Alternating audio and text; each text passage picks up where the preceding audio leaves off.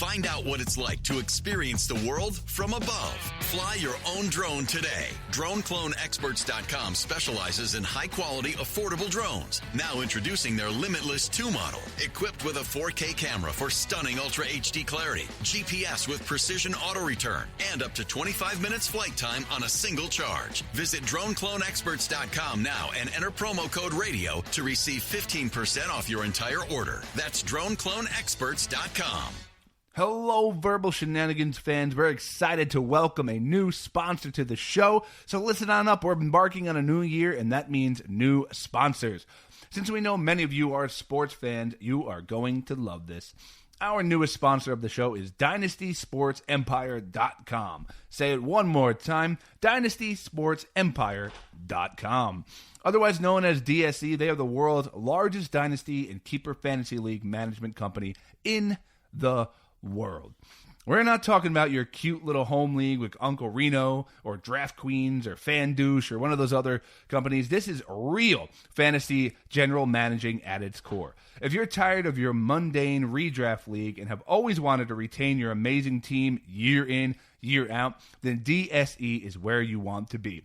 They got fantasy hockey and hoops leagues now forming, so visit DynastySportsEmpire.com and see if you have what it takes to conquer their fantasy leagues today. That's DynastySportsEmpire.com. And again, we're very happy to welcome them to the Verbal Shenanigans family. We got a great episode for you today. Go check out DynastySportsEmpire.com. Hey, man, it's Stephen Perkins. I play drums. So do you. And it's been a wonderful time hanging out in Verbal Shenanigans. But our shenanigans are cheeky and fun. Yeah, I mean, his shenanigans are cruel and tragic. Which makes them not shenanigans at all, really. Evil shenanigans. I swear to God, I'll pistol whip the next guy that says shenanigans.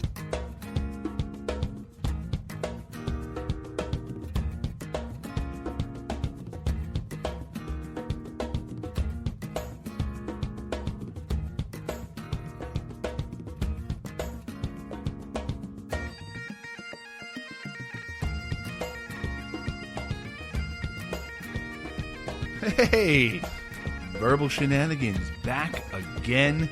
Thank you for carving out what is hopefully an hour and a half of your day to join us. Hopefully you're focused. Mike, how do you prefer people to listen to our podcast? When you envision people listening, how do you think they listen? I'd like to think like they're at a family barbecue. I mean, not now. Okay. But, like, I envision, like, when all is back to normal and all, like, somebody's grilling up some brats and, like, a couple very guys specific. are, like, yeah, some guys are, like, drinking beers. You know, the girls are over in the corner having a good time. And just in the background, it's just our pleasant voices going back and forth and all where somebody turns over to, like, the speaker, whatever, and gets that chuckle every now and again. You know what I mean? So you're picturing more of like we're the background to like a casual entertainment. We're adding an element of fun to an already fun time. We're more sophisticated music. Okay. You know what I mean? Like, you know, when you go in the elevator to hear the music, you're like, but like when you're at a barbecue and you hear Verbal Shenanigans in the background, you're like, yeah, like. I imagine at some point one of us say something wacky and like somebody laughs and points at the speaker and turns to somebody.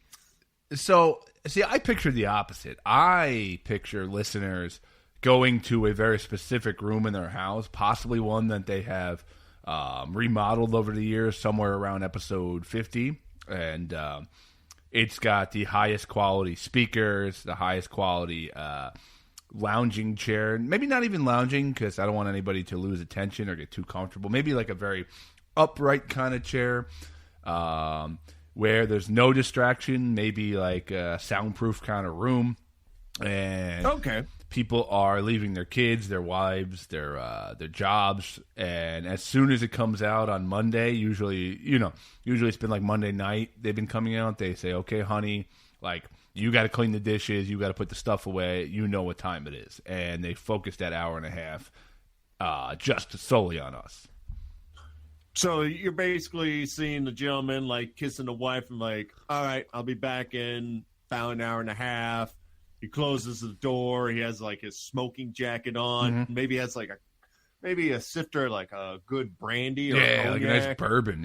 Yeah. Yeah, and he's just sitting there in front of a fireplace, wafting his drink as he's listening to our daily routine. Yeah, I'm not even thinking he's not really allowed to have a fireplace because that would provide some kind of distraction. I'm thinking of blackout curtains, no light in the room, just all focus. So instead of like a relaxing environment, you envision a jail where the person is forcing themselves to listen to us for an hour and a half. Ironically, that's probably how that's probably how we have to obtain new listeners. So I envision like a party vibe and a good time. You envision Oz. Oh yeah. I picture it would be like say, Mike, we needed to get information out of you on like launch codes or something that you were hiding. Like the first step would be, maybe pulling out your fingernails. The next step might be waterboarding. And then like the third step would be the Verbal Shenanigans isolation room. That's kind of what I'm picturing. And then you just cough up all the information. Let me out! Like any specific episode in question for this torture? I could think of a few. I could think of a few. I could think of a couple times we had nothing to talk about, or our guest wasn't up to par, if you will. Like I'm thinking Zap from American Gladiators might be one that would really depress people. But I think Al Snow was on that one, so it wasn't a bad episode. Yeah, Zap seems to be your go-to when you want to tell somebody yes, like a disappointing episode. Because here's why. We've had some boring guests. And guys, we're not insulting our guests. We've had a couple boring guests. But I didn't have any expectations going in. I was kind of pumped to talk to an American Gladiator. I thought there was going to be cool stories. It was part of, a lot of this podcast is kind of reaching back and touching upon our childhood and a little nostalgia. You know what I mean? Saturday mornings, I think it was like 11 o'clock, 12 o'clock, American Gladiators comes on. You were pumped. And she gave us almost nothing. She sounded depressed the whole time. I do recall her biggest story she emphasized on was the fact that she was nude in a John Ritter movie. Like, she held on to that story for a while, where she's like, I entered the room and I dropped my robe and John Ritter was staring at my naked body. And I'm kind of like, I wanted to ask you about assault. Yeah. The one where you shot the tennis balls. Dude, when you were young, how bad did you want to shoot that tennis ball gun and go through that? The last thing was the gauntlet, right? That was the last event? The gauntlet, yeah. How bad did you want to do that, man? Like, And then it was like, like Guts came out afterwards, which was kind of like, more for kids. But I always wanted to be on those two shows so bad. There was a show called Finders Keepers on Nickelodeon I always wanted to do. It was the one where, like, they had like 8 different rooms and they would dress it up and then they would give you a clue and then you would have to trash the room to try to find the mystery object. I don't remember that one. I do remember Legends of the Hidden Temple and then like always laughing that this stupid kid couldn't put that stupid monkey together. It was 3 pieces and they'd be like fumbling the head and, I read an article like on the 10th anniversary or something like that. I think like one of the producers really said it, as funny as it sounds, it really was that damn hard, which makes you wonder. I guess they didn't want to give away like the Schwinn bike as like the second prize if you. Yeah, it probably was hard. They probably did some kind of screening and they were like, they gave all the kids like those baby toys. We're going to put the square and the triangle. And if they were struggling, they're like, this guy's perfect for Legends. Yeah. All right, we're putting the thing in the monkey room. Just remember that. Well, actually, you got to put it in the room next to the monkey room. So they're like, all right, I got 2 minutes to grab this and go in. And then it's like, after 90 seconds, it's like, damn it. Yeah, just watching some stupid kid jamming the triangle into the square, and they're like, you're part of the Blue Barracudas now. I was a Silver Snakes kind of guy. The orange orangutans, I think. Well, but yeah. Yeah, the purple parrots. Yeah. I'm trying to remember. There was orange iguanas. Silver snakes, I think was one. Yeah, that's the one I brought up. There was a red and a green team, and I don't really recall what they had. Well, let's spend the next 30 minutes until we remember. Yeah. What? Ladies and gentlemen, we're going to be going along. Just sit back in your jail cell as Scott described you're doing as you're listening to this podcast, as we do some research on a TV show that probably maybe 20% of you remember. Yeah. I don't know. I'm going to be generous on that number. Well, anyway, guys, welcome to Verbal Shenanigans. If you're a first-time listener, welcome aboard. If you're a long-time listener, thank you for returning. Real quick, if it's your first time, we are a show that always brings on interesting guests, and the last few weeks have been amazing. This whole year, really, Burlew, has been pretty amazing as far as the guests we talk to. So I don't want to get into that too much. Just go back and look at them. But welcome to the show. We like to talk about life and stupid stuff, and then we play some stupid games, and that's kind of the show. Mike, I did another virtual comedy show this past week, which is something we offer. We do offer if you guys are interested in doing something for the holidays, if you will, or doing something for your employees. So this is the same company that hired me. I don't know if it was 4 or 5. 4 or 5. I think it was 4. I'm not sure. But we started at the beginning of the pandemic. I honestly told the person who asked me if I could do it, I have no clue how this is going to go, but I will do it. We'll give it a shot. Like, I know we talked about this before. And they went surprisingly well. Where I've kind of learned, like, an hour is the sweet spot. You don't want to go much longer than that. No one wants to sit in front of their computer. But what was funny, so we're doing the show, and when you're not in the comedy rhythm at all, there's no mics, there's no shows. My last show was outdoor lake show. I think that was August or something like that. And so that was my last show, not in the rhythm. I do have, like, new jokes I want to try, or I post, like, little Facebook jokes that I think could be bits. But you have literally no idea if they work. And you can't find the beats in them, what stinks, or too many words. So every virtual show I've had, it is, the panic starts, like, about a week before. I start to get antsy about it. Oh boy, here we go. And it's been the same group, so you got to remember it's probably the same. I don't know. One time they had like 80 people. The last couple of times are probably like 25 to 40 people. So it's the same cast of characters. Yeah, you can't just sit back and say, I got my routine. Exactly. If you're constantly coming back, it's like, yeah, Tim from accounting is finishing my jokes. Yeah, he's heard this before. They start to know your life story. A couple of them have followed Verbal Shenanigans, which is cool. So you immediately the panic said it reminds me of very early comedy days, like kind of like freaking out. Oh my set, like worrying way too much about something that's going to be over quickly. And if it goes bad, the worst. Nice thing about virtual shows is if you bomb, you hit exit on the Zoom room and you like go back to washing the dishes. You're not traveling down Route 80, an hour and a half drive, listening to Johnny Cash's "Hurt" at full volume, crying, thinking about why you didn't go to trade school. You're not doing that. See, if I'm starting to bomb and it's early, let's say like you give me like 10 minutes and we're like 3 in, I'm just going to accidentally hit the mute button and just act like I have this old hack. Like I'll be moving my arms like I'm telling a story or something like that.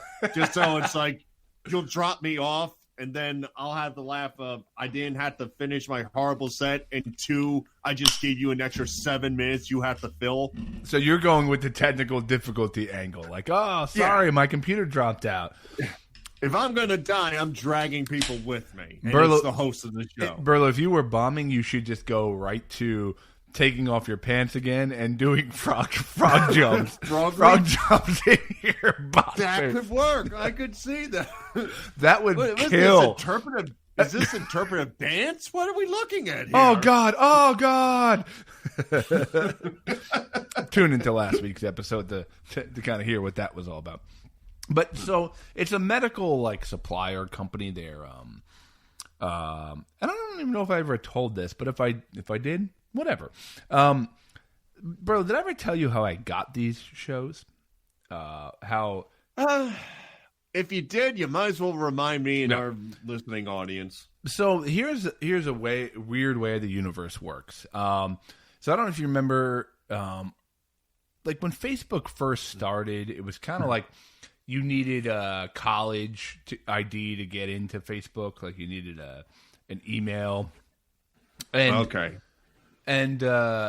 don't know, it was like kind of fun to like find people with the same name as you, and I found a Scott Brennan from Penn State, and we like became friends.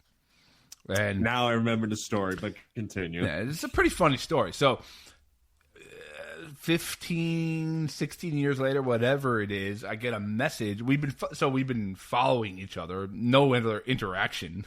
No like, hey, how you doing? Like, but we've been following each other for all these years. And he reached out to me and he's like, hey, my company is looking for entertainment. I see you do comedy. Long story short, that's how I got the gig, it just goes to show you literally never know. You just never know. So 4 or 5 shows later, we're still doing it. But so we're doing the show. I go up, I do okay. I tried a whole bunch of new baby material, if you will, dad material. A couple landed, couple definitely did not land. And when it doesn't land in a club or a show, you get that nice a couple people. You can see people's faces. When it doesn't land in a Zoom room, you don't know.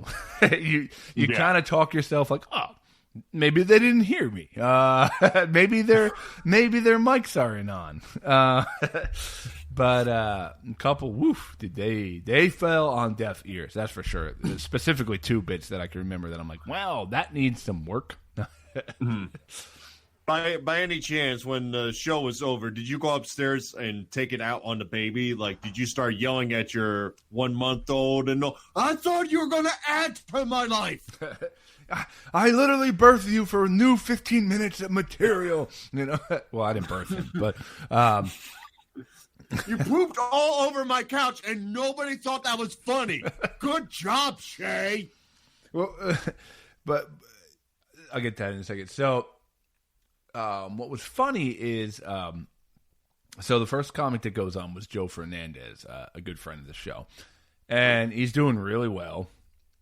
And everybody has like a different approach too in the Zoom shows. Like I try to do it because I'm like a big pansy. I still put out a mic stand and a mic that aren't even hooked up. The mic is not actually hooked. It's just like, it's like my blankie, you know what I mean? And it's like, it's kind of the illusion of a comedy show, you know?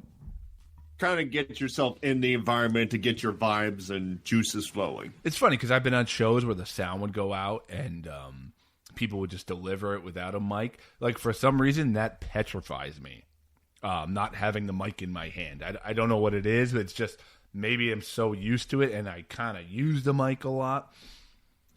I mean, if you look at it like the stand-up comedians who host SNL, when they do their monologue, they always have that microphone in their hand. So it's not off the wall. Like Bill Burr and Chappelle, they both demand a mic when they do their monologue. So I can't do something you used to. I can't do this, and if you're listening on audio, like I can't do like just the hand motions. Like I feel like I don't know where to put my hands. The mic over the years has become more of like I'll even lean on the mic stand sometimes and use the mic stand. Like I need something in my hands for some reason. But so Joe's doing his set, if you will. And he, all of a sudden, out of nowhere, a screen pops up, like a shared screen on the Zoom room. And I'm like, now I panic thinking I shared, like I hit the share screen button. And I'm looking, and it's someone's medical bills. It's literally like, let's say, John Smith, age, blah blah blah blah blah, hospital stay, and not only is it up, they start scrolling through it. Meaning, the guy in charge of the show was probably like, I don't want to listen to this. I'm going to get some work done. And and all of a sudden I start to see now, because I'm off camera now because Joe's on, and I start seeing faces like, oh, like people going, oh no, and Joe's like plowing through jokes, kind of not really knowing what's going on, because you're not looking at the screen per se, you're kind of looking for reactions, and all of a sudden he's like, wait, what's going on? And someone's like, I think someone's personal information is up on the screen.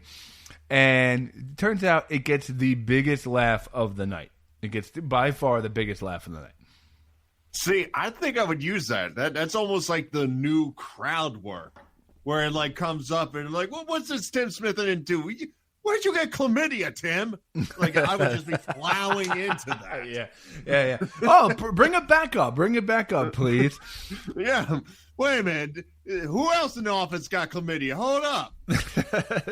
So, really weird, awkward moment, but you just roll with it and you laugh about it. In fact, it kind of adds to the show a little bit.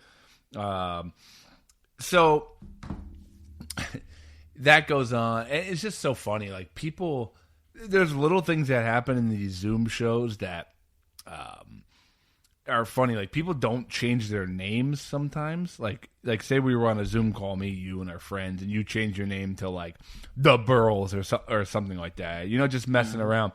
So people enter these work Zoom calls with weird names. So one woman was named, let's call her Jenny Thompson, and then it's Jenny Thompson - Shark Enthusiast. So. Like, is that her opener to introduce herself to people? Like, if she's in a bar or something, whatever, she's doing like one of those minute dating things. It's like, hey, how's it going? I'm Jenny. Let me tell you 12 shark facts. Well, it's funny because right away, like, and then, we enter before the show and our cameras are off. That's kind of how I do the show. And then, like, I'm up. And then, Mike, if you're next, I introduce you, and then you turn your camera on, and you become the presenter. So that's kind of how I run the show. And it works really well, actually. So no one steal that. That's my thing. No. Scott Brennan, king of the Zoom. Let me tell you, man, during this stuff, if I could get one of those a week, I would be a happy guy. Just to try jokes, and they pay all right, to be honest. But anyway, so I'm also listening to their conversation before that. So one woman, so we have the Shark Enthusiast, which right away I'm going to go in on.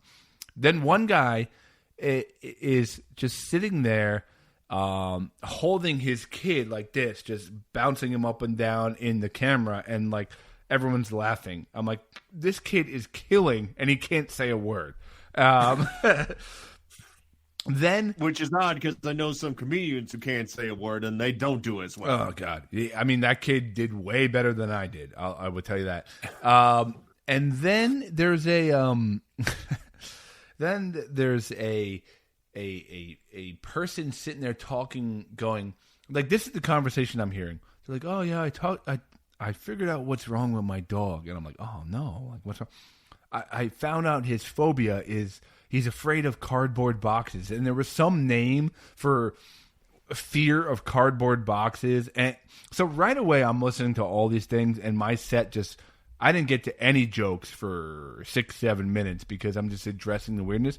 Turns out the Shark Enthusiast, legit Shark Enthusiast, like one of those weird kind of like super hyper focused people that kind of you regret instantly calling on them. I'm like, oh, and there's Jen Smith over there, Shark Enthusiast, huh? What the hell is that? And then she's like, well, and, like kind of short of breath because she was like ready to. Oh, well, she literally attacked you like a shark. Yeah, yeah. And she starts rattling off shark facts. I'm like, oh my god. And then I'm like, well, don't talk to Jen on Shark Week because she's alone in her house, like getting a little crazy. And then she goes, actually, Shark Week I don't like Shark Week. It promotes the danger of sharks and blah blah blah. I'm like, whoa. Yeah. You know, there was a coworker. The second you brought up sharks, they're like, God. Yeah. All right, I'm going to step away for a beer. I'll be back in 30 minutes. Yeah. Go ahead, Jenny. Yeah. So, all in all, it went well. Tracy Locke, very good comedian, just murder. Like, it's so interesting to see someone murder virtually. I don't even know how to explain it, but, like, you see the whole gallery view on Zoom, and you see people actually, like, laughing in their living rooms. It's a pretty cool... It's a pretty cool sight because it just means that what it does mean is that people want entertainment still. They want something to do, and you see these parking lot shows and you see all this other thing. And it's so easy to knock it, but it is like the only thing keeping this like art form, if you will, like alive. So it's really interesting. Like I feel like if you can murder in a Zoom room, you can murder anywhere. Well, I think we've had this discussion before, like on some of these shows.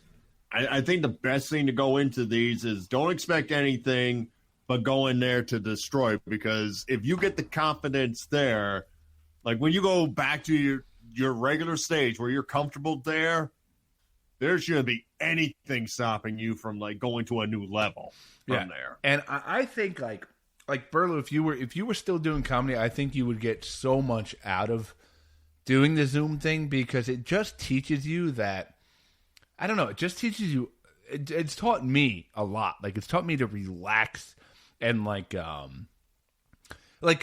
those people are there's a reason they're on the Zoom room, right? There's a reason they're hanging on to hang out for an hour. And like even if the jokes bomb, like it's kind of like fun to like play around with and just be like, dude, we haven't been doing comedy for 8 months, like, and they kind of like laugh at it. It's like, that's brand new, and they're like, oh yeah, we know, and it's just like a fun kind of back and forth. It just teaches you to be way more aware of, I guess, your stage presence or that things really aren't that serious. And I think once I get back on stage one day, it's a really nice thing to remember. Like, it's not that serious, man. And bombing is, it's okay. Just like have fun with it, It's not this stressful thing. It's like everyone bombs. Everyone. When you consider we performed in a vapor room with 2 people and at a male stripper review on Super Bowl Sunday, Zoom doesn't come up as the most odd thing to perform on. Not at all.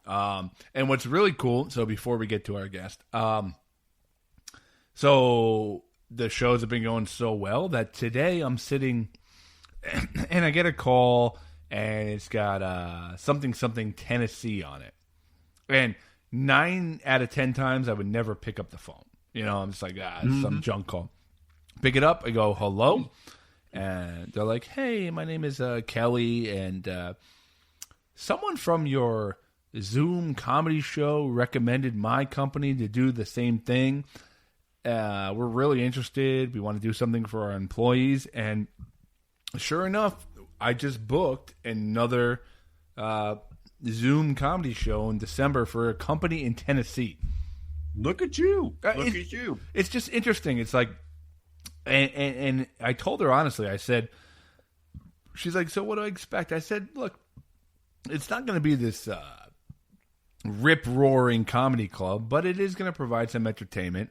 And I said, I never thought in a million years I'd be saying this to you. And I told her, I said, I never thought in a million years. Like, usually I'd be like, nah, not going to do it. And, I think these are here to stay. If you do them right, I think people are going to do these after the pandemic. Like, hey, like, listen, Mike, like, say you were working till 5 o'clock and the boss said, okay, guys, on Thursday, instead of working, we're going to do a comedy show for for an hour, and everybody gets to hang out and pour themselves a beer. I think this is a different way to approach the possibility of entertainment. Like, I really think these are going to stay for a little while. If anything, it could be like a discount of like bringing in a bunch of comedians into like the office and doing it that way. Because you've got to figure, try to bring in 3 people for a few hours. I mean, that's going to cost them like in the multiple hundreds of dollars. This is probably a better discount. Yeah, I mean, and in the first show, I had a Zoom meeting with the comics. It was Jackie Byrne and Mark Rigadon and Kevin, and it was like we were like scared stiff about it. We're like, I don't know how it's gonna go, but I was like, I'll pay you, so don't worry about it. And now I'm like not even worried about it. I'm like, if you're a good comic, you can figure this out. So for anybody listening out there that's doing comedy or music, or if you're doing, I don't know, if you're a freaking artist and you want to do some kind of share and comment, or a poet, I have no idea, but it is possible. That's kind of the point of this. It really is possible to at least provide some entertainment. Is it what you want? Hell no, it's not what you want, but it is a way to keep it alive. So Yep, and the most important thing from the story to remember is papyrophobia is the fear of cardboard. That's what it was. Yep, like papyrophobia, something like that. And I'm like, wow, this is where we're at. So we have a killer guest tonight. He is a world-class drummer. He is played with some of the biggest bands you've heard of, such as Porno For Pyros, and just this tiny little band called Jane's Addiction. And he is Stephen Perkins, and the guy is really awesome, really unique, and just such a talented drummer. So I'm very excited to get him on the line. So without further ado, here is Stephen Perkins.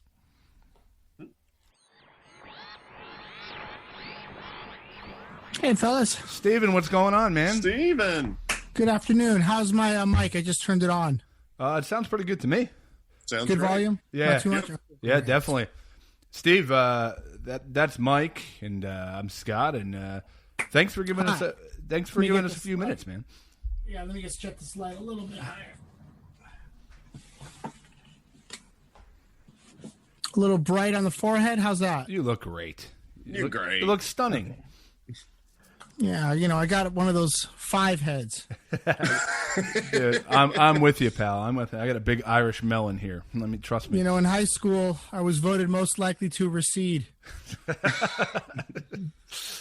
Steven, You kind of look like you got like a mohawk going there, though. A little bit of a hawk, and then I've got my tannoy speakers. These are the speakers we mix Nothing Shocking on.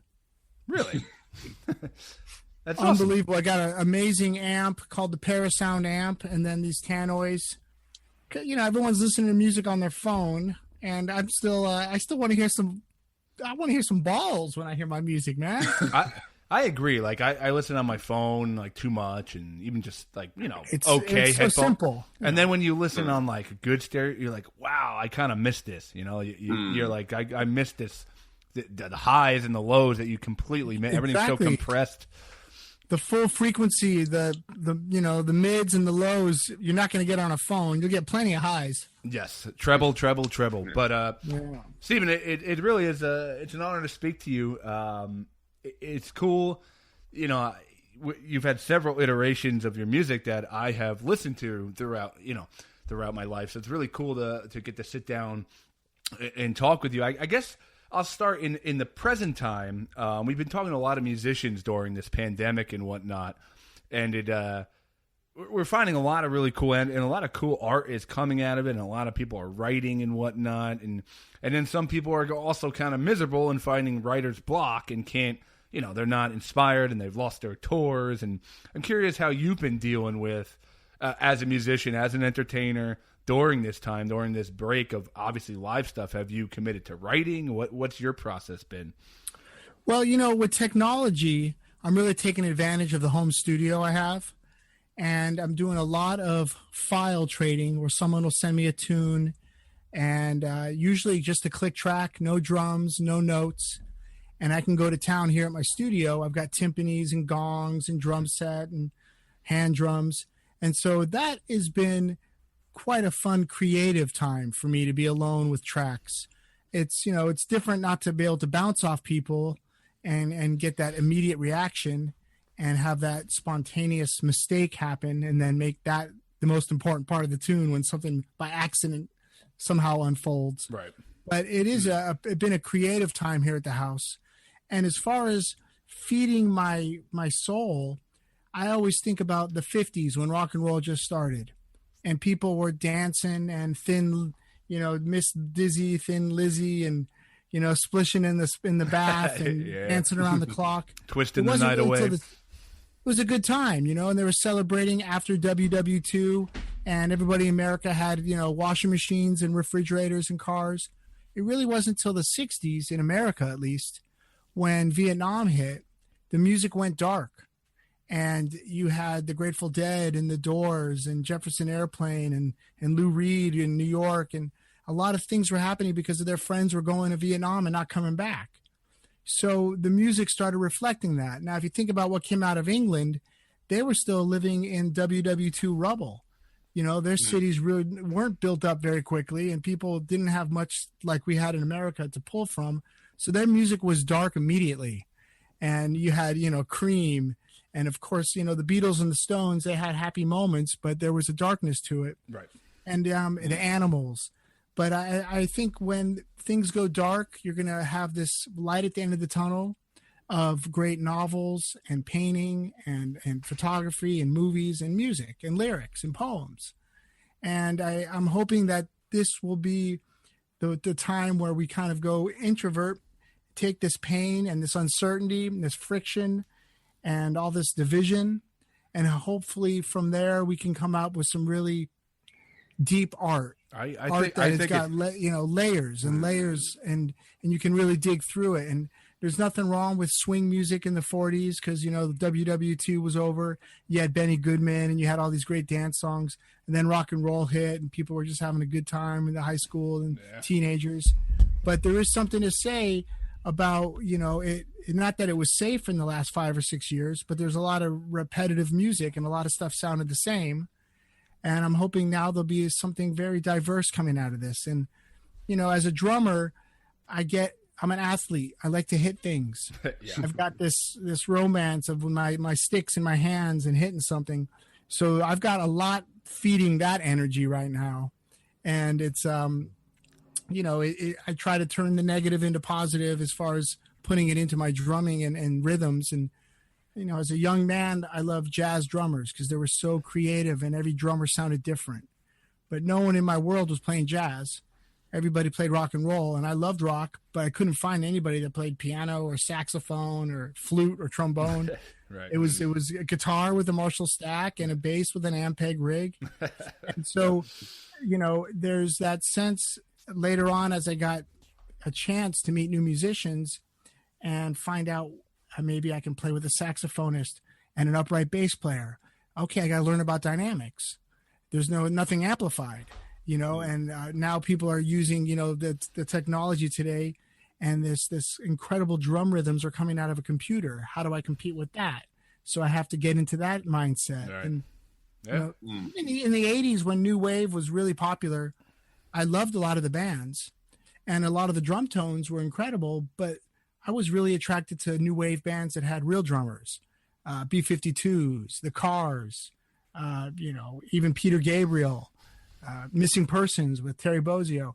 They were playing new wave music, but they had a natural drummer playing the rhythms.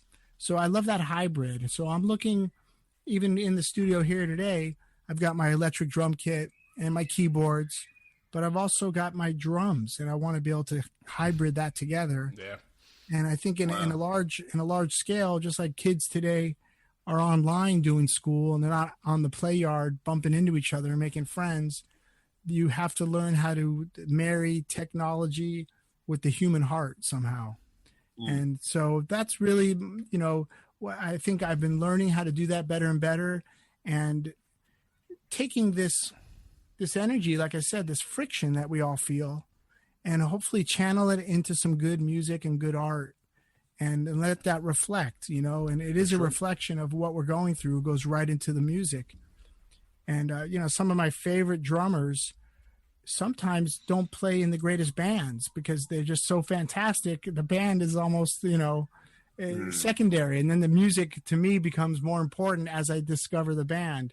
So I'm looking forward to hearing what happens post-COVID. I agree. And when we can get together and make music together in a room, Yeah. Fascinating. Let's go back to your early beginnings. From what I've read up, and you got your first drum set the day after your bar mitzvah. When you get these drums, what are you exactly doing? Are you just like releasing energy playing? Are you like trying to read up how to play drums? Are you like trying to replicate one of your heroes? How do you start your process? Yeah, I mean, all of it was part of it. But, when I was 8 years old, I got drumsticks and a little pad, and I played pillows and pads. And I learned how to bounce off those surfaces. And then I got a drum set, and I had to learn how to bounce off these new surfaces of drums and tom-toms and cymbals and discover my hips and ankles and feet working the pedals. And I learned about the instrument. And so it was using that technique and the rudiments, which is, it's an honorable way to start because the greatest musicians ever started with the same rudiment books that I started with. Right. Buddy Rich and Gene Krupa. We all learned Max Roach. We all learned how to do paradiddles and 5-stroke and 7-stroke rolls. So there's this honor to learn how to do it like they did it. But then there's this homegrown urge to be yourself. And when I got my first drum set, that's when that homegrown feeling came in. There was a sense that I needed to replicate my heroes, but I could never sound just like them. I could figure out their patterns, but it was either the recording or the understanding of pulling and pushing time signatures, and all that was so new to me. So it was this exploration. It was another level. It was pads and pillows, and then the drum set, and putting on records and playing to the records. And then what a turn on it was when my friends or family would come over and I put on a record and play to them, with them, and show them and see their reaction. And that gave me some more juice to, this is exciting. I'm getting not only this internal growth, but I'm watching my friends enjoy this. And, and then finding musicians. I met Dave Navarro when I was 14, finding people that played music and had a similar record collection. And we'd go through, the Zeppelin or the Sabbath or the Rush, and we try to play like these guys. And, realizing we're only 15, 14, we never could, but it was our quest. It was the goal line to learn how to play Tom Sawyer in 1980. Yeah. And it didn't really ever sound like them, but we tried. And being in the marching band, that changed everything because I thought I had some chops until I was surrounded by 10 other drummers that had the same chops. So I'm not so special. So what do I do then? And it's about your environment, the records you collect, the discipline and the time you put into it, and also the people you play with. I always look for people that were better than me. Just like a tennis player needs another great tennis player to rally with. If he's serving and the guy can't get a serve back, that's not a game. Yeah. So there was so many things that were so, I guess, had to be discovered in my musical world, not only playing the drums with the sticks bouncing off the head, but how to play with people, how to listen to people, how to find people that are into the same music. Hopefully they're better than me so they can pull me forward and challenge me, Well, I mean, that kind of segues into, you have played with, you've been with Jane's Addiction and Porno For Pyros, but you've played with the likes of Nine Inch Nails and the Chili Peppers and Rage Against the Machine and, some of these just amazing artists. And, I'm curious, you work with Perry, and what was it like to work with Trent, and what was it like to work with Zach? Is there a guy that stands out to you that was so completely different the way he worked than all the others, or do you take every one of those experiences and pull from everybody that you work with? Absolutely. I mean, we all, when I get in a room with a musician, I try to start fresh. Of course, I think about the history and the reputation they bring to the room. Right. But I also want to show them this new experience. What's it like to play with me? Because I know they've played with other drummers. and everybody brings something to the table a little different. So I just wanted to show my original, sensitive side of listening and playing along with them, and also being very reactive. And, I love Motown drumming, but it's kind of like just this anchor that sits in one place. Jazz drummers react off each other. Right. And Mitch Mitchell from Jimi Hendrix, he's a jazz drummer. He's reacting. John Densmore from The Doors, he's always reacting off everybody. And so that was the point when I got into a room with Lou Reed or Trent Reznor, or if I had one wonderful day when I spent with Mick Jagger playing all day. Oh, that's awesome. Wow. I was thinking to myself, yes, this is Mick Jagger. But then again, I'm also thinking, what do I need to do in this moment to get his ass moving?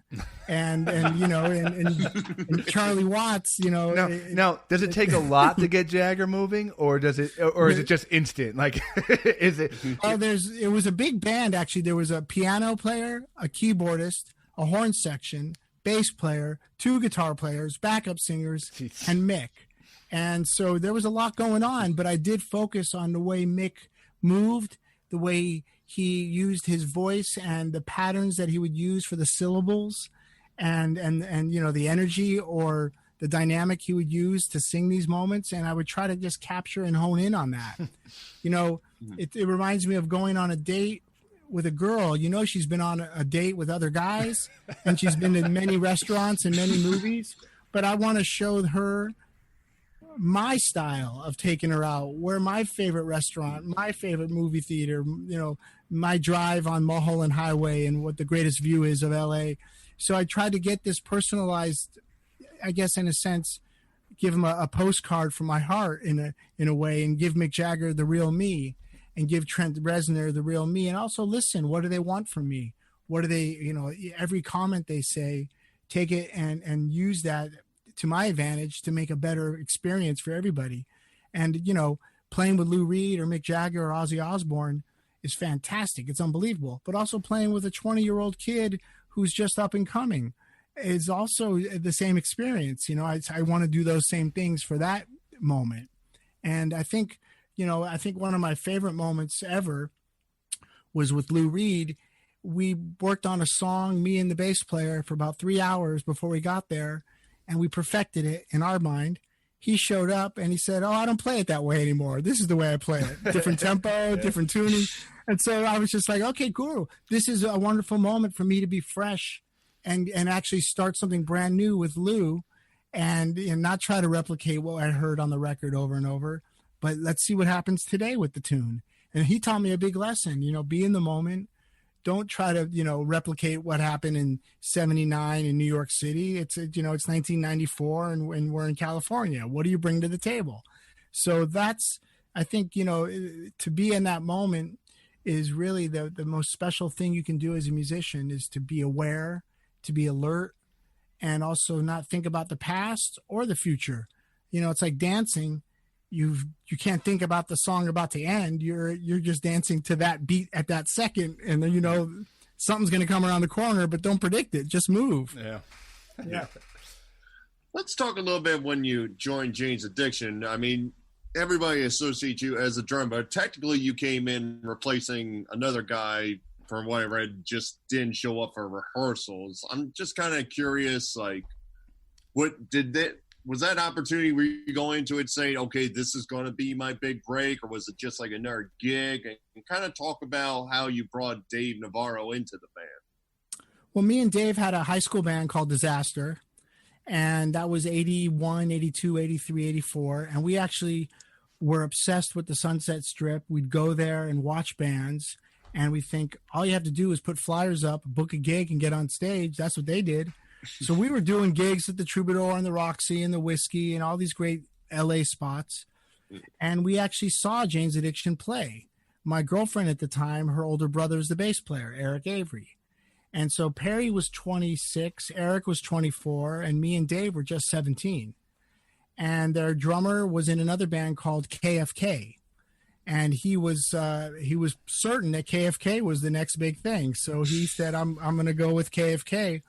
And Perry and Eric started auditioning drummers, but drummers their age, in their 20s. And Eric talked to his younger sister, and she said, my boyfriend plays drums. He's a maniac. You should try him out. And I gotta hand it to Eric and Perry for letting a 17-year-old join a band. Because when you're in your mid-20s, are you interested in that? Because the 17-year-old usually is about flash and showing off the chops and maybe not so honed in on songwriting yet. But I showed up with my Keith Moon size drum set, and I actually have a tape recording of that, if you want to call it audition, of the jam. The guitar player at the time was a guy named Ed, and we played, some of the Jane songs, and I just went for it. I gave him everything I had. And, the next day they said, "You're our man. Let's make some music together." And we actually cut a demo with Ed. And I kept telling the guys, my best friend Dave, Ed's great, but you got to hear my friend Dave, man. This guy's out of sight. And it took about 3 weeks, and Dave showed up. And I think the first tune we played with Dave was Pigs and Zen, and then Whores. And that's the sound you hear on Triple X, the live record, is what we sounded like that night. There was energy, there was spontaneity, there was guitar solos and drum fills. And then again, this great song that Perry and Eric would write, because they were influenced by Joy Division and Bauhaus and Echo and Susie. There wasn't much flash, but there was this wonderful unit. These songs and these bands had a unified sound. But me and Dave were still into Scorpions and Maiden and Van Halen, where there were a lot of chops, a lot of playing. And I think that was the moment where Jane's had this marriage of darkness and honoring the song, and also this flash of light that me and Dave brought of it's like a firework, and then there's big events have to happen all the time. That's what me and Dave thought. And there was a great scene in LA. It was not only what was going on in the Strip that me and Dave were involved with, but the Strip would end at midnight or 1 a.m. The downtown scene, the late after, the late night after hours, that would start at 1 a.m. And you had the Chili Peppers and X and Fishbone and Minutemen who would turn into Fire Hose, and all these great bands that me and Dave were not really that aware of. And, Flag and Circle Jerks and Dead Kennedys. But this was all very late night. Me and Dave were the youngest ones around by far. Yeah. And we were also the most obsessed with our instrument, because that scene was more about attitude and less about playing with finesse, even though they all had it. Me and Dave brought something that was quite new to that scene. And that's how the door opened. And if you listen to the earlier Jane's tunes with Pigs and Zen and Idiot's Rule and Had It Ad, there was this unified sound in LA with the Chili Peppers and Fishbone and Minutemen. It was funky. Right. And it had a sense of humor. It took a minute before we found Then She Did in 3 days, and some of the songs that were more the darkness of Jane's addiction. And we definitely cut ourselves away from this LA pie that was happening. But it was a great family of musicians and artists and filmmakers. And it was a late night scene. And I think that little spark that me and Dave brought, and that new friendships of all those new musicians we met, and we never thought about the Strip again. We never even thought the Sunset Strip was, valid anymore. It just had nothing to do with us. We were past it, and we were, accepted in this new scene, and we embraced it, and they embraced us. Yeah. Does it blow your mind a little bit? Like, I was thinking about this in a couple years, that Jane's Addiction's been around for almost 40 years. Does that like melt your brain apart, or does it feel that long? Well, there's two stories there. Yes, it feels like a very long time. These are my oldest friends, Perry and Dave, and made more music and been on stage with them more than anybody. And, all those early nights and days of us going out and hanging and talking about music and seeing movies and just, this young friendship blossoming. But then again, of course, decade after decade, and all the changes and all the musicians I've played with since then, and had my chance to play with some fantastic bass players with Mike Watt and Rob Wasserman and Flea and Les Claypool and Tony Franklin, all these great musicians and guitar players, unbelievable players around, But my heart it still feels the fullest when Perry says 3, 4, bam. Yeah. And I feel like a 17-year-old when we do it. But I think, again, I'm 53, but music keeps me young and drums keep me young. And without it, I think I'd be quite lost without those friendships and that connection to the lyric. Yeah. Because Perry never had a verse, chorus, bridge, chorus out. He had a poem. Right. And we write music around these poems. If you think about the song Stop, there is no chorus. There's 2 verses, a guitar solo, and a vocal break. And that's how we looked at the music. Let's embrace the poem and write a song around it. I think my favorite moment for Ritual is Then She Did, because the poem and the music just go perfectly hand in hand. Same with 3 Days. It starts off as a ballad, and he's lighting candles and he's getting ready for the night with his girls. And then they start making love and we go tribal. And then they climax and we solo, Yeah. And then the big argument, if there's 3 people in a bedroom, someone's going to get the short end of the stick, and then it gets thrusty. And so the music really embraces the poem. And yeah, it does feel like many, many years of I guess, dedication to the band. And I always look at Metallica and the Chili Peppers and some bands that never stopped. And it's a little bit of jealousy. I wish Jane's had 20 records. Right. But then again, it worked out just fine. Everyone's happy. We're still friends, and it's the way it's supposed to be, I was listening, just today.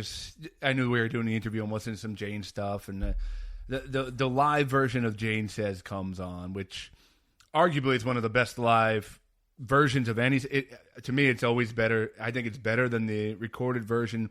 And I was starting to think, like, you're a drummer, but you're also a percussionist, and the big part of that version is the steel drums. Was that you?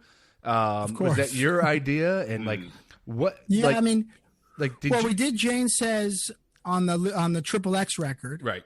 And I just played bongos. But when we started doing Nothing Shocking, that was our first real experience to have time in a studio. We did a demo. It took 2 days. Now we got 2 months in a studio, and we used the studio as an instrument. We explored not only just put some mics up and play the songs, but now let's salt and pepper the tunes with the studio. And we were bringing in sitar and timpani and, and everything you can think of. We had Flea and Angelo come in and play horns on Idiot's Rule. And then when we got to Jane Says, we did the bongo version, and I thought, I'm going to lay a kick and snare and have some backbeat. Yeah.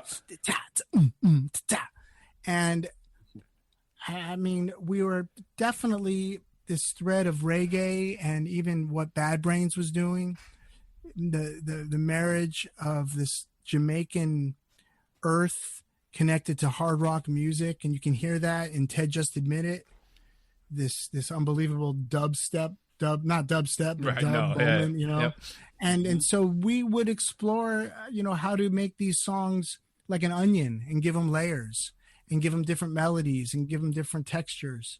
And I can't recall the day we went, me and Dave Jordan, the producer, we went to find some percussion, and we found this. Now that I look back at the steel drum, it's kind of a C-. It's not the greatest steel drum. I've got a really beautiful one now from Trinidad, but the one we used on the record was, just like it was an amateur steel drum, but I wrote this beautiful piece with the help of Dave. Dave played the guitar riff over and over, and I found this melody on the steel drum. And, no one knows what's going to stick when you start mixing, because you do all these great things, especially if you have 2 months in the studio. You throw everything into the recording, and then you mix it. You find out what works, what edits, gets out, what mutes, what do you need to do to make the song stand up. And, that's how it came about. It was this search for different layers. It's still so good. Each song. It's still so good, man. It still holds up. Like, I put it on. It's on my playlist and barbecues, and it's just always there. And it's just and the same thing with the lyrics, it's a poem about a friend, but it's also, you can relate. A lot of people can relate to it, and you don't have to be kicking heroin to relate to it. There's a lot of things in your life that you don't need anymore. You're trying to get rid of them, and you can't. and that's what it felt like with the lyrics, and also this unbelievable feeling when we play that live. I get to go up with the boys and be up front. Yeah. And as a drummer, you know, you pick your instrument, you know, you're in the back. There's something great about being up front and getting eye to eye with the audience and seeing people sing that song, and the lyrics are touching, and then people really are touched by that song, and it's fun to get up there with the fellas and play it. It's so good. Front stage. Like growing up, 17 years old, going to the Roxy and all the big time venues. Do you still get the same feeling when you go take that act to like a big stadium kind of atmosphere, or is it change in any way? Absolutely, man. I mean, what I love about the big rooms is you don't know and you can't see what's happening out there.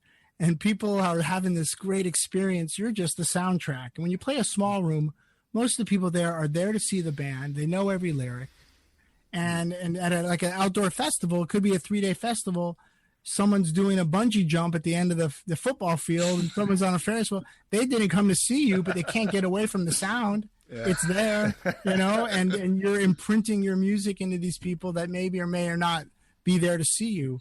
But yeah, the feeling I get sitting at my drum set, a big room or a small room, is still that romance I mentioned earlier with me and the sticks and my 3 or 4 friends up there, you know. But I love the power of those big stadiums, and I love when I went to shows in LA, and if it was Supertramp and Queen and, you know, all these different great big venues that I would go see these bands in, it almost felt like we're part of the same, you know, there's this party where everyone is there for the same reason. And it's such a great unifying feeling. And you listen to the music on the way to the gig, and you listen to the music on the way out, and everyone's wearing the t-shirt. And I love, it's like a great sporting event, you know, it's really this great, you know, there's a camaraderie to it. But also like a small venue, there's something so intimate, and like a phone call and you're in a quiet room, you can talk and you hear everything. But if you're in a room that's crowded, you might be talking and then go, hey man, hey, oh, hold on a second. And you get distracted. Yeah. Because there's things happening. So those big shows, there's distractions. It doesn't make the show better or worse, but you get distracted from the moment, and you see someone, hey man, what's up? Oh shit, I'm back in the song. And I also think it's great for the audience when you do those big festivals, because if the Foo Fighters and the Deftones and all these bands are watching, it's a competitive spirit. So that you are there competing with each other. The audience gets a better show because everyone wants to throw their best thing at the audience, and also everybody around gets to watch you do it. I remember when Porno For Pyros did a great gig. It was Prodigy, Rage, Hole, New Order, and they were all there on the side of the stage watching. I don't think we ever played better. You know, I mean, they inspired us to play even better than a regular show would have happened. That's awesome. Stephen, we're coming up on our time, and again, I want to thank you absolutely so much for giving us a few minutes. I'd love to pick your brain again down the line and whatnot. You have a bunch of other music projects. You have a bunch of other things going on. It's not just Jane's Addiction. It's not just Porno For Pyros. It's absolutely there's a lot of things you got going on. So, you know, people might know you. You know, we put this episode out. Oh my God, it's a Jane's Addiction drummer. But there's also a lot of other things you're involved in, and I thought maybe you could tell people where to go check you out, and what are some of the other bands you're in, and also what are some of the other projects you're working on. Well, right now I'm working on launching a label, Perkins Palace. And you know, it's not about selling records, because we don't sell records anymore. No. It's about finding great musicians and helping them cultivate the sound and the art and getting it out there. And that's a real quest of mine, to find new music and young and old musicians. It doesn't matter. I'm just looking for quality, you know. So Perkins Palace Records will be launched at the beginning of next year. You know, I've got a band with Mike Watt and Pete DiStefano from Porno. We call Hellride. It's a full punk rock experience. I've got a somewhat of a instrumental jazz band with Nels Klein and Money Mark and Mike Watt. It's called Banyan. That's awesome. I'm playing with these great girls, the Okai sisters. It's a full-on metal band. It's called Tabitha. You know, and now I've been last year or two working with Danny Harrison, George's kid, and also the bass player from the Strokes, Nikolai, and that's called Summer Moon. And it's just constant because I like getting my fingers into pies and tasting different people, and getting in there. I really enjoy it, Yeah. And now I'm working with Think and Scott Page, the great sax player from Pink Floyd. So we've been doing Think Floyd, and we don't play like Pink Floyd, but we do Pink Floyd music. But I play with a little more muscle. So I listen to Nick Mason's drumming and I examine it, and then I bring my own flavor to it. And that's been a really wonderful experience. Yeah, and, we had Scott on about 2 weeks ago. 2 weeks. Exactly. Fantastic. So Fantastic. he's a great, smart, very, very, very enthusiastic musician.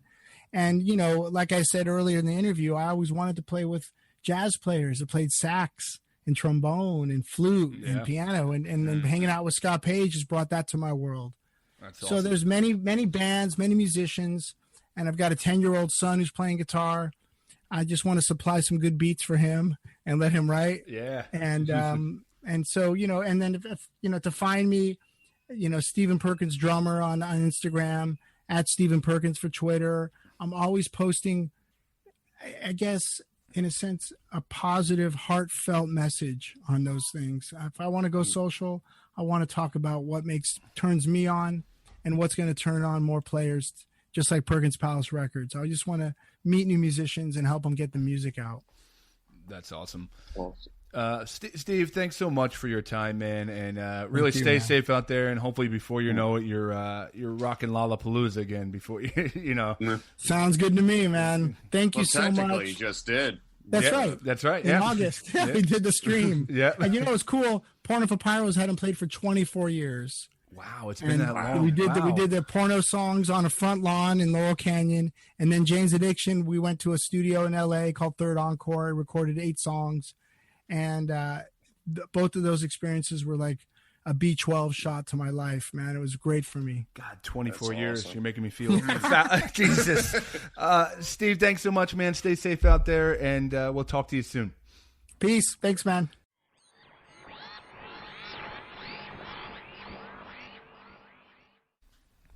All right, Mike. Stephen Perkins.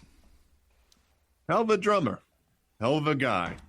I'm sure you saying hell of a drummer is probably rated on his high list of compliments. I expect to get a notation on his Wikipedia noting that. Like when they talk about, he's a world-class drummer, as noted by Michael Burlew on the Verbal Shenanigans podcast. And then you get that little bracket with the number, and then you go down, and boom, you get pressed to this episode of Verbal Shenanigans. So you're like under his like career highlights. It's like Michael Burlew said, hell of a drummer. And then underneath, drummer for Jane's Addiction. Yeah, like if he has like a Grammy, he's going to like throw it off of his like bookcase and just put a frame of the Wikipedia with that note about my thoughts of his drumming. Gotcha.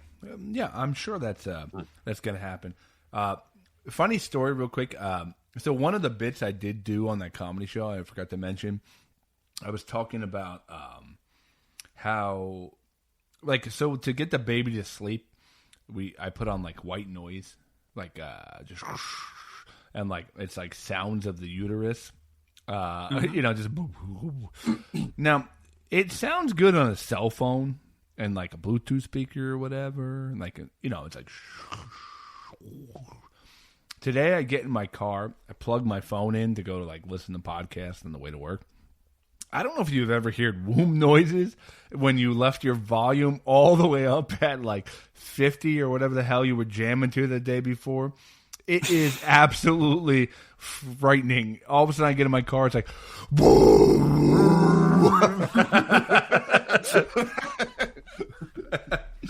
That's got to be like the weirdest insurance claim when you'd wreck your truck. Listen, I got in my car. Audio was at 50. My wife's uterus was going nuts. Long story short, I'm in a telephone pole. Okay. Yeah. Now I tried to tell that in a bit, and that was one of the jokes that absolutely, how do we say this? Didn't do anything. It did not. Well, here's the thing. It didn't translate on Zoom. I think that's like a sound effect kind of bit, like where you got to be live and get louder. And on Zoom, it doesn't. You get louder on Zoom, it's like distorts your microphone. So Mike, you might have a hard time with the volume. You might blow out half the people's speakers, and they're like, "We can't hear the show anymore." Yeah, they'd be like, "Why is that guy standing 20 feet away from the camera?" We can't see the first comic. We can hear him clearly. We keep on yelling to turn him down. Yeah. God, Mike, what do you got? Scott, we've almost come to a very hard and hectic year, but I'm kind of curious to see how much you actually remember from this year. Nothing. So I came up with a quick little quiz here on items that happened in 2020. All right. All right. All right. So what do I got to do? Well, I'm going to just give you the question. I'm going to give you multiple choice, and you guess which one Actually is the happened. answer. Okay, got it. I'm ready. All right. This is a weird, interesting one to start off with. What was the number one box office movie in the U.S. for 2020 by calendar gross? Is it A, Disney's Onward? Is it B, Jumanji, The Next Level? Is it C, 1917? Or is it D, Bad Boys for Life? Wow. That's a tough question. I always assume these Disney movies murder because we always forget the kid, how many kids go and see these movies as families. Bad Boys, I don't remember like massive reaction to it. 1917, I heard people liked it. It's still a movie I want to see. And what was the fourth option? Jumanji, The Next Level. I'm going with Jumanji just for the pure fact that The Rock and Kevin Hart are in it. I'm going to go with Jumanji. Scott, as amazing as it sounds, Will Smith and Bad Martin Boys. Lawrence had the number one movie of the year. They made $204 million. Side note, as you were bringing up Disney, they made $61 million because it opened in March. So basically, okay, right there. As it went to the theaters, oops, that's when they had to kind of pull it back. Was that the one with like the person with like invisible, like their dad turned invisible or something like that? Yeah, it's like a wizard world, and the dad, they basically did a spell to bring their dad back, but it only brought back his legs, so they had to go on this adventure to kind of bring the rest of him back because he can only come back for 24 hours. I got to give him credit. That's a very original concept. So yeah. Normally when you talk about a dead dad that's only cut halfway off, doesn't scream Disney, but they pulled it off. Right. They pulled it off. Scott, as we all love football, can you tell me the only undefeated team of the second round of XFL history? Dude, I couldn't tell you a team that won in XFL history. Well, you got one for a chance, Scott. All right. You can tell me it's the Dallas Renegades. You can tell me it's the Houston Roughnecks. You can tell me it's the St. Louis Battlehawks. Or it was the Tampa Bay Vipers. You could literally tell me, guess which one of these is an actual team, and I would have a hard time. Here. You weren't wearing your New York Guardians outfits everywhere in January? Sorry. I'll go with the Battlehawks. Houston Roughnecks, Scotty. That's Houston what I Roughnecks. said. That's what I said. It was a Zoom. You said the Battlehawks. It was and a everybody Zoom. remembers they were 3-2. It was a Zoom translation thing. Bad connection. All right. Election question for you, Scott. How many states voted to legalize marijuana for recreational use? Is it 2, 3, 4, or 5? I want to go with 2. Shockingly, 4. Wow. All passed. New All Jersey, of them, huh? Arizona, South Dakota, and Montana all can lit up in 2021. That's fine. That's fine. Yeah. It's funny because like New Jersey, like if you saw those 4 states on the map, you wouldn't guess. Like I don't know, New Jersey's a lot more rules and taxes and things like that. So I feel like it's a bigger pass in New Jersey. Montana, who cares? You could. Like, I feel like I could get as high as hell and still not run into a mountain. I think that's legally the only reason to go to Montana. Exactly. I can't fathom no. You got to come to Montana and then something where you're like, nah. See, I would like to go to Montana. I like. There's national parks there. It looks beautiful. Oh yeah, I would love to visit. I got a friend up there. You met her, Ashley. She was at my 40th birthday. You're not going to visit because your next 87 vacations are in Disney World. So the only Montana you're visiting is if Epcot does Epcot opens the Montana. We got a little section for Montana. What is it? Well, it's just a bunch of guys smoking pot. All right, Scott, have you heard of Quibi? Yes. So Quibi launched in 2020. It's a short-form show streaming service that had $1.75 billion in investments. Quibi is also shutting down their service later this year due to limited subscriptions. No. Yeah.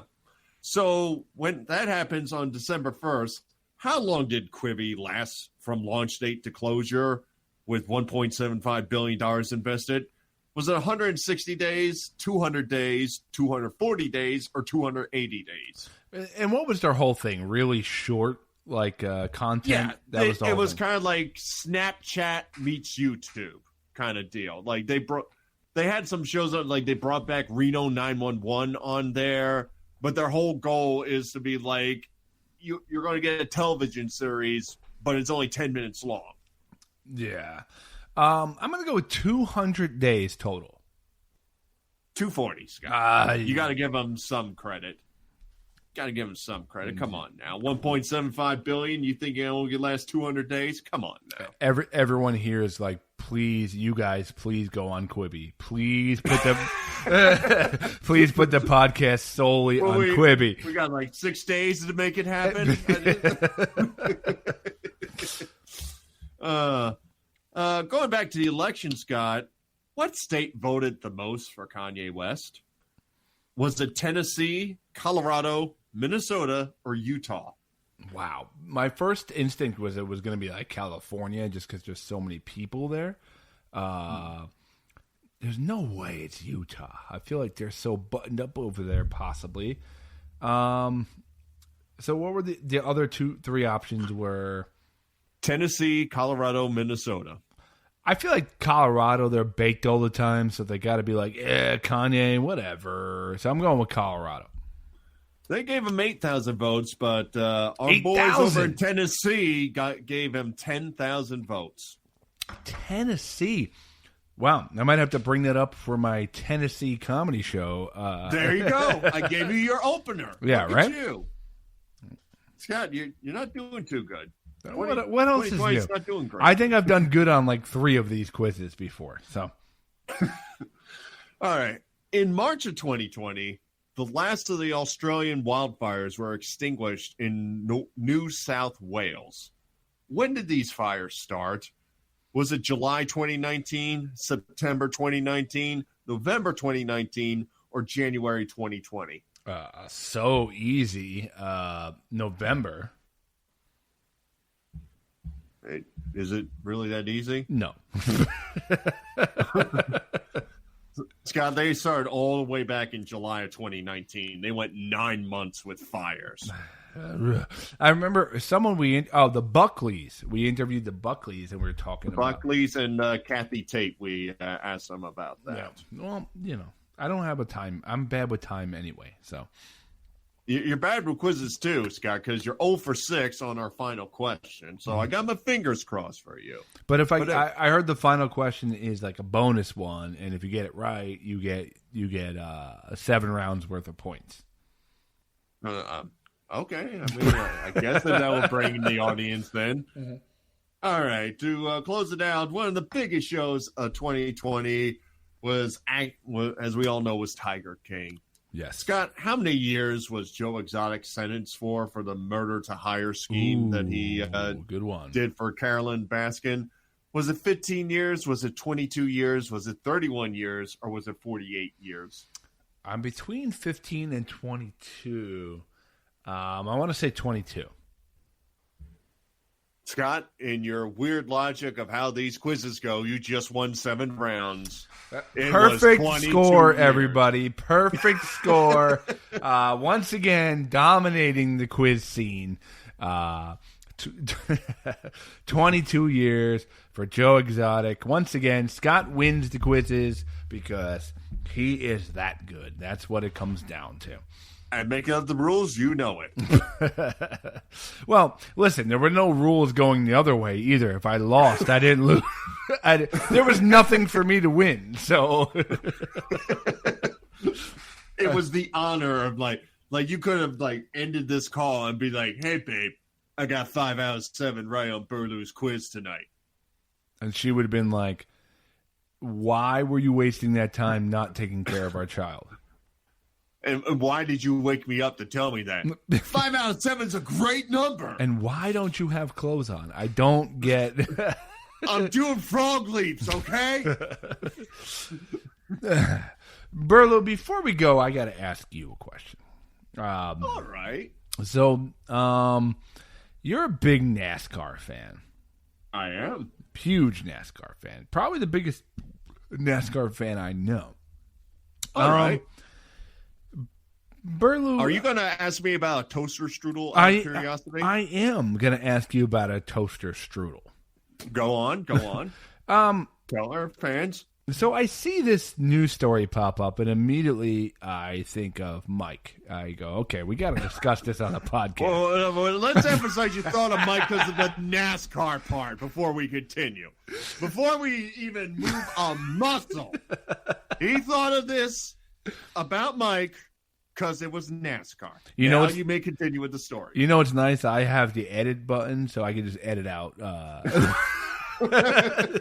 what you just said. So, yeah.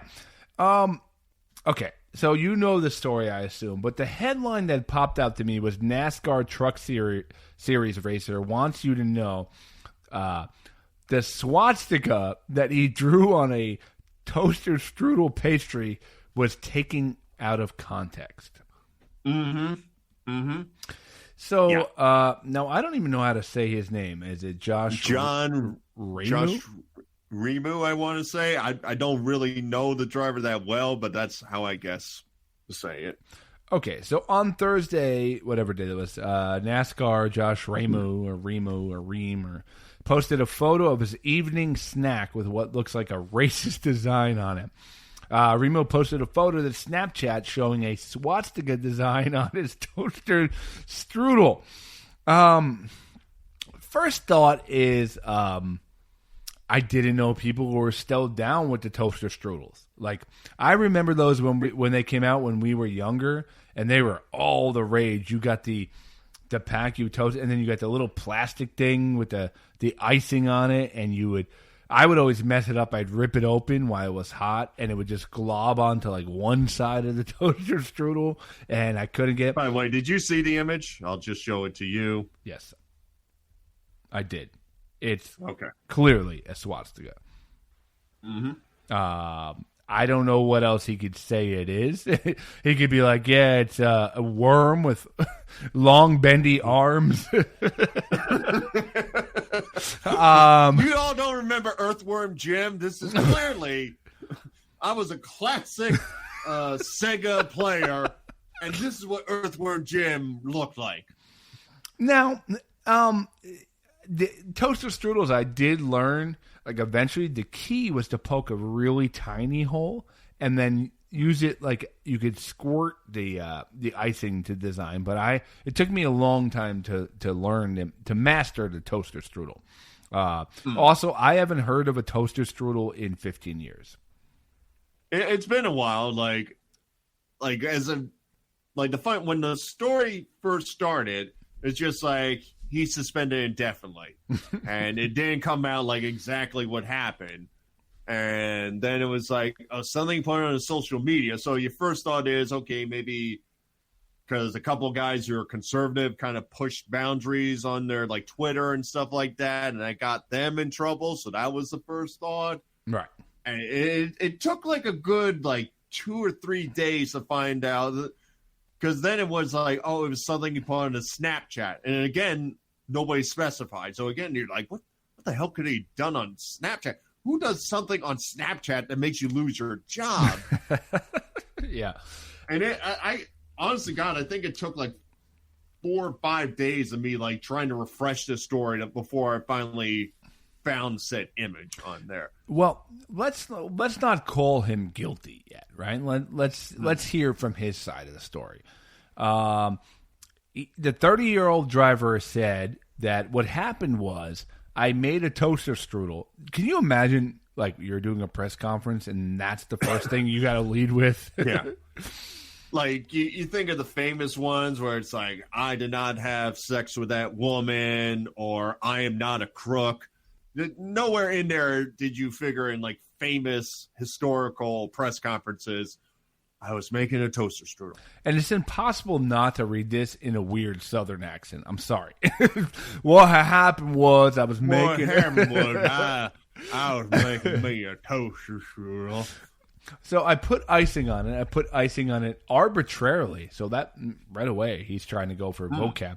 That's controversial, because that means sometimes he has a toaster strudel without that little frosting on there, which is a... Yeah, without his Nazi frosting. That alleged Nazi frosting. Come on. I can now that this has become such a significant thing in my life. Everything is crystal clear now in what I was thinking. He said, I was mindlessly putting icing on a toaster strudel, thinking about how I was going to arrange to get my daughter to daycare in the morning because that's my responsibility. And I was flying out to Phoenix the next day. When I was done, I took a picture. I wrote snack time and posted it to Snapchat, which I had no idea it was even more than my immediate friend group. Right away, he's trying to share that thing with his weird racist friends, by the way. It's not even under my name. Oh, honey, get in here. Josh sent us another toaster strudel. Wonder what's on it today. He did it again. He put a noose on it last week. This week, he's got a strudel. You know, a couple weeks ago, he had the All Lives Matter strudel. It's amazing. He got a cherry, a strawberry, and a blueberry. He put a letter K on all 3 of them. Yeah. It's not even a bit, but you got it. It's not even under my name, to my knowledge. Now, shame on me for maybe not fully understanding Snapchat, and I don't care to get on social media in the immediate future, but somebody obviously screenshotted it or did something with it and pushed it to NASCAR. I don't know what the image looks like. So, I just love the phrase screenshotted it. Yep, screenshotted it. Yep. He offered an apology, bro. From the absolute deepest part of my heart, I extend my condolences for how their family suffered. And I apologize how anything that has come out has offended them or stirred up memories or brought up pain in their lives. I sympathize with them in any way that I can. I have my own family. I have uncles and grandfathers that fought in World War II and thought what... Which side? And I thought what transpired during that time in the world is absolutely terrible. My view on that will never change. Nothing will change that. There's things you don't joke about, and that's one of them. When you have genocide, almost an entire people like that, 1 million plus people, that's just not something that's just not something that you say, oh, it's been long enough, let's joke about it. Great apology. Great apology by whatever his name is, Josh Remu. Burlow, what? Actually, I think it's Josh Ramey. Now I think about it, watching NASCAR. I think that's his name. This is exactly what NASCAR needed, huh? I mean, I will say the way he came out, it's sounding a lot like all right, he just drizzled it on there, and that's what happened. And just one of those, like, a minute later after you realize what you did, it's like, oh, kind of deals. So I'm a little bit leaning on the I kind of feel sorry for him kind of deals, but man, that's going to be a hard thing to defend right there. I mean, you imagine having like a Jewish grandmother who either like lived during that time or close to it and knows like the stories of it, that you have to explain to her an apology about a breakfast pastry. It makes you wonder what other racist breakfasts he's made. Special KKK. These are my Ku Klux eggs. You know? Yeah, this one is another one that I find it very hard. I see him backtracking real hard on him trying to make a stupid joke to his friends. That's what it was. It's hard for me to say. Like, I mean, he's not like any kind of front runner or anything like that. So it's not like I hear a lot of interviews from him or they talk to him where I know like what seems to be the character of this person. So it's hard for me just on the NASCAR side to say, yes, he could be a racist. No, he made a really stupid mistake. Yeah. I think no matter what happens, there'll be no easy way to find the correct answer. I mean, NASCAR had to suspend him. I mean, I'm sure they'll listen to his case and at least put him through the same stuff, kind of like what Kyle Larson went through. If you might recall earlier this year, he was the driver who was in the virtual races. He was the driver that made the racist Kellogg's. He was. He did something just as about as equally stupid. Where when the pandemic started and everybody was virtual racing, he was in like a group race and he thought he was on a private channel where he was like trying to talk to one of his guys and it's like, hey bud, you N-word. Right. Where somebody in the race is kind of like, Kyle, you're on the public radio station right now. And I'm endorsing a new cereal called N-Wordos.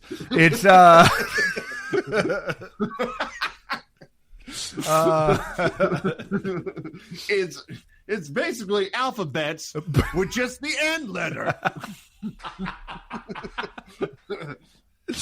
Boy, that's a sweet little southern dessert. Boy, that tastes delicious. I love the taste of oppression in the morning to get my day started. Yeah, I mean, the only thing I can say at the end of the day, I mean, like I said, when you have what Kyle Larson did, when you had the news story earlier this year and the pushback from banning the Confederate flag, you see something like that, your first thought has to be, oh my God. I feel like, Mike, you are within an hour distance of driving to some weird bakery and finding Nazi toaster strudels for sale. Let me get a dozen of those Nazi strudels. Yeah, Scott, if you ever bring the wife down, don't go to Macon, Georgia. Really weird scene down there. Beautiful breakfast. I got to give them all thumbs up for that. But the message that they sent. God, those Auschwitz sausages were to die for. Well, Mike, yeah, I don't know I don't know what's up with that one, but yeah. Imagine it's funny because that one gets beaten under the it's swept under the rug a little bit because NASCAR is big, but it's not as far as stretching as like the NFL. Can you imagine like, I don't know, Jameis Winston, some guy who always keeps messing up, did something like that, or Tom Brady made Nazi eggs. Can you imagine how big that would be? Oh yeah. Well, I mean, again, that speaks to this guy's a part-time driver in the Truck Series, which is like the third tier of NASCAR. So it's basically like saying, can you believe these AA baseball players and their racist breakfasts? It's kind of something to that effect. Imagine Pat Mahomes loves ketchup so much he's just making Nazi. You put it on every steak? Oh, That's what makes it so good, man. Yeah. Well, it's been a fun time tonight. We learned a lot today, Mike. We learned how to do virtual comedy shows and how not to do virtual comedy shows. We learned about people's personal medical bills. We learned about the drummer from Jane's Addiction. We learned that Thumbs up for his drumming from Michael Burlew. Yeah. Remember that. We learned I have no idea what year I'm in. And we learned that NASCAR makes some really great racist breakfasts. And before we go, I will add one other nugget since we started the show with it. It's got the 6 teams on Legends of the Hidden Temple: the Red Jaguars, the Blue Barracudas, the Green Monkeys, the Orange Iguanas, the Purple Parrots, the Silver Snakes. The only one I don't remember on that is the Red Jaguars. I don't. I remember the red shirts, but that's just so bland. I know they didn't even try there. They're like, we're not going to be the Red Rockets or the Red. I don't know. They couldn't figure out a jungle animal to start with an R, so they're just like, you're Jaguars. Yeah, whatever. They're rampant. There you go. Yeah, your team has no chance of putting that monkey together. Burlew, anything to promote before we roll? I guess I'll just promote a local brewery down here. I go to a lot. Printers Ale Manufacturing Company. Me and my wife go there usually about once a month. They got some excellent brews down there. We hung out with some friends. They have social distancing outside. They have a new tap room when that all opens up. It's available for people, but if you feel unsafe, they have a full outside environment with picnic tables so you can do social distancing. What was the beer I had recently? I'm trying to bring it up on my racist lager. Delicious racist lager. Oh. No, but I love this name, an IPA from New England that they have. Ben Affleck has a big, fat, stupid mouth. It's a great name and a delicious beer. Highly recommend the place. Again, it's Printers Ale Manufacturing Company in Carrollton, Georgia. Absolutely. And I'm going to promote good friend of the show. He did some amazing graphics for us that we use from time to time. He's an amazing caricature artist. I had him at my wedding to do caricatures. And that is comedian Mike Morris. He's been on the Howard Stern show. He's been on a bunch of different amazing things. He opened for Lisa Lampanelli for years. He's hilarious, but he's also a super talented artist. He does these amazing caricatures and graphics for businesses and basically whatever you're looking for. Go to drawthelinestudios.com, Draw the Line Studios, or just look up Mike Morris or Comic Mike Morris, and you'll find his work. He's super talented. He's a big friend of the show, and he murdered on the comedy show the other night, so go check him out. Guys, it's been another fun one. One of my favorites of the year. So what you could do if you did enjoy the show was you can go share the show, go leave a review on iTunes. That helps us get populated. And most of all, follow us on social media and all that, guys. Other than that, life is funny. Laugh at it. Keep the wind at your back. I will see you next week. Go Silver Snakes.